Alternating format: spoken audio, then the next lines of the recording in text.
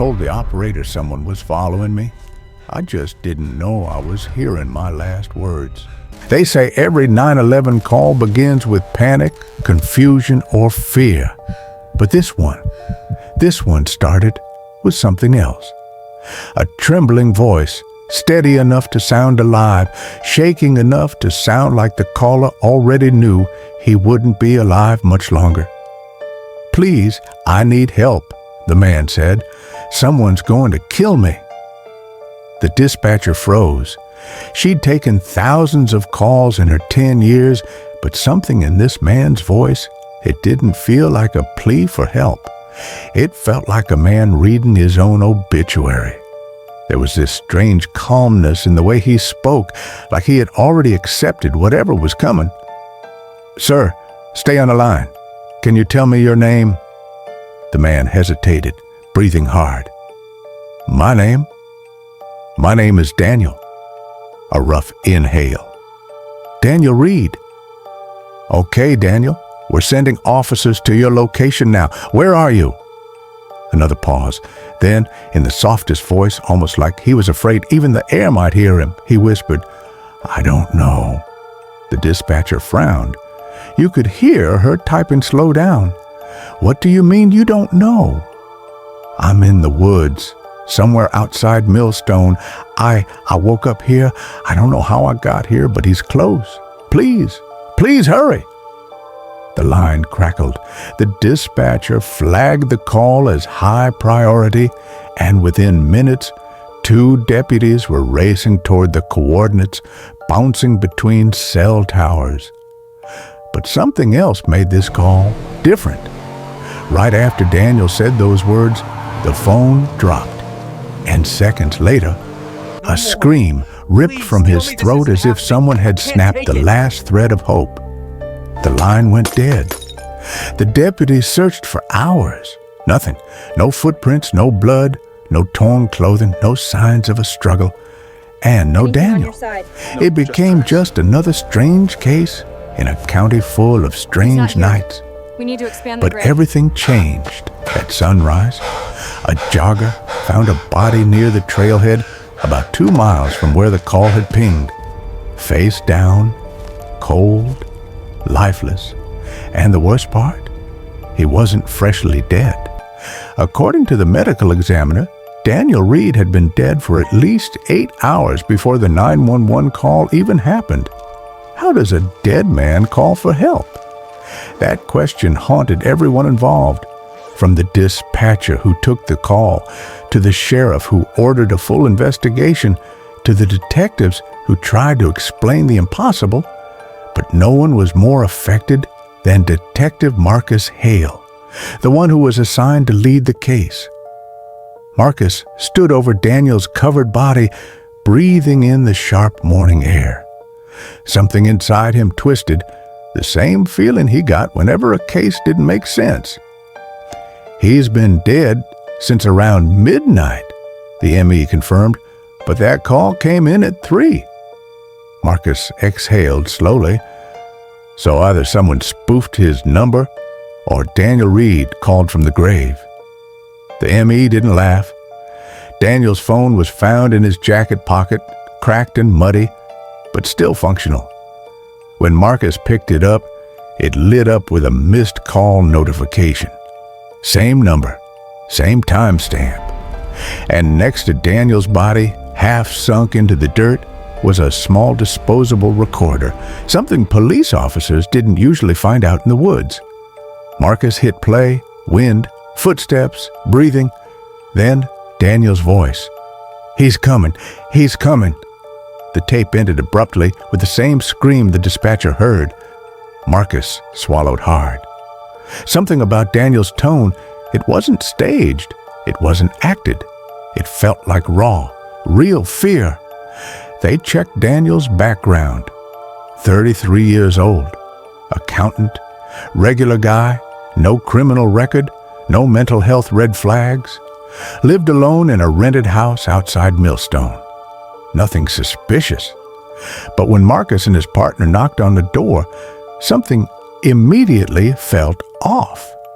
The house was clean. Too clean, no dishes, no laundry, no signs of a man who lived there. Almost like someone scrubbed the place hours earlier. The only thing left behind was a desk drawer filled with printed papers, phone logs, screenshots, names, dates, and at the center, Daniel's own name circled in red. "What the hell was he tracking?" Marcus murmured. His partner picked up one of the pages. "Looks like unknown numbers. Maybe he was getting threats?" They found dozens. Blocked callers, repeated at specific intervals, always late at night. Always the same pattern. 3 rings, hang up, silence for an hour, then another 3 rings. Marcus felt a chill slide down his spine.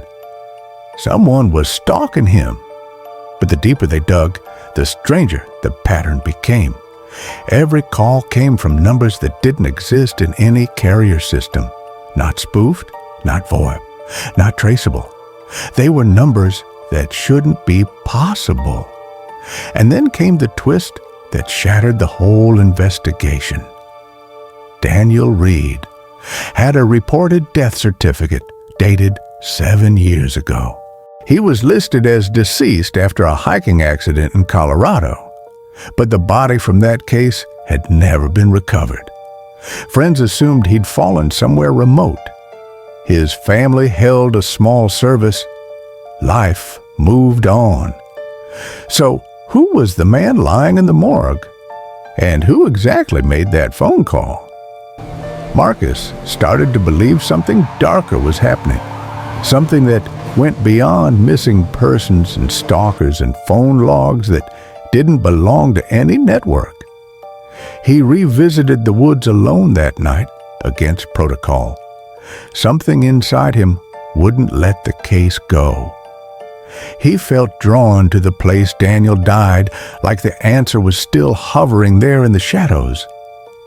The trees loomed over him as he walked the path, flashlight cutting through the darkness. Every snap of a branch made his pulse jump. "Daniel," he muttered, feeling ridiculous. "Who were you running from?" A soft echo drifted through the branches. Marcus froze. Footsteps, slow, dragging, coming from deeper inside the forest. He tightened his grip on the flashlight, calling out again. "Sheriff's Department, show yourself!" But the footsteps didn't get louder. They didn't get closer. They stayed exactly the same distance away, like someone was deliberately matching his pace.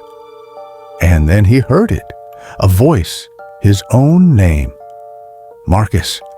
It was Daniel's voice, the same trembling tone from the 911 call, the same panic, the same desperation.